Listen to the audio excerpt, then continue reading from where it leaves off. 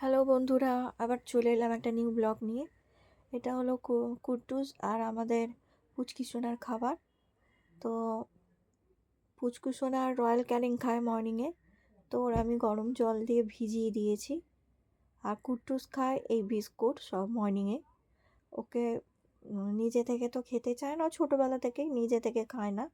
ওকে 4 বেলায় 3 বেলায় আমাকে খাইয়ে দিতে হয়। তো এই বিস্কুটটা আমি নিয়ে নিলাম, নিয়ে এবার মিক্সিতে আমি পেস্ট করে নেব।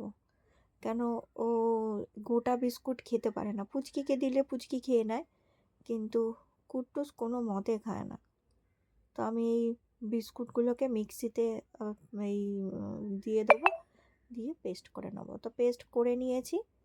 তো এবার একটা বাটিতে আমি ঢেলে নিচ্ছি। তো ঢেলে নিয়ে ওটাকে আমাকে জল দিয়ে গুলে খাওয়াতে হবে,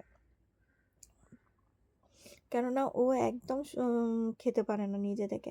আর এই বিস্কুট তো আমি শুকনো ওকে আগে 2বার 3বার খাইয়েছিলাম ছোটোবেলায়। তো দেখলাম টাকরায় আটকে যাচ্ছে, কাশছে, বমি করে দিচ্ছে। তো তারপর থেকে আমি ওকে এরকম জল দিয়ে ভিজিয়ে খাওয়াই। তো দেখো আমি বাটি কীরকম করে জল দিয়ে ভিজিয়ে খাওয়াচ্ছি সেটা তোমাদের দেখিয়ে দিচ্ছি। এই যে বিস্কুটটা বাটিতে নিলাম, নিয়ে অল্প অল্প করে জল দেবো। পুরো জলের মতো পাতলা করব না, একটু গাঢ় গাঢ় রাখবো, থকথকে মতো। তো প্রথমে আর বিস্কুটটা এত পরিমাণে জল টানে, প্রথমে দিলে মনে হয় কত জল দিয়ে দিলাম। যখন আমি বিস্কুটটাকে চামচ দিয়ে নাড়ছি, তখন মনে হচ্ছে যে বিস্কুটটা শুকনো, মানে ড্রাই। তো এরকমই হয়। এই বিস্কুটটা দেখতে এরকম লাগে যে ছোট ছোট বিস্কুট, কিন্তু খেলেই 6-7টা খেলেই একদম অনেকক্ষণ পেটটা ভরা থাকে, কারণ পেটে গিয়ে বিস্কুটটা ফুলে যায়। তো চলো, আমার বিস্কুটটা গুঁড়ো করা গোলা হয়ে গেছে, এবার ওকে আমি খাইয়ে দেবো। তো দেখো কিভাবে আমি ওকে খাওয়াই। এর আগেও তোমাদের ভিডিও দিয়েছি, বাট আজও দিচ্ছি তোমাকে। তো দেখো,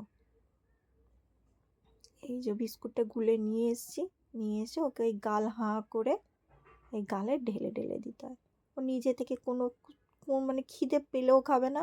আর আমি যদি নাও খাওয়াই, ও চুপ করে বসে থাকবে বাটির সামনে, কিন্তু খাবে না।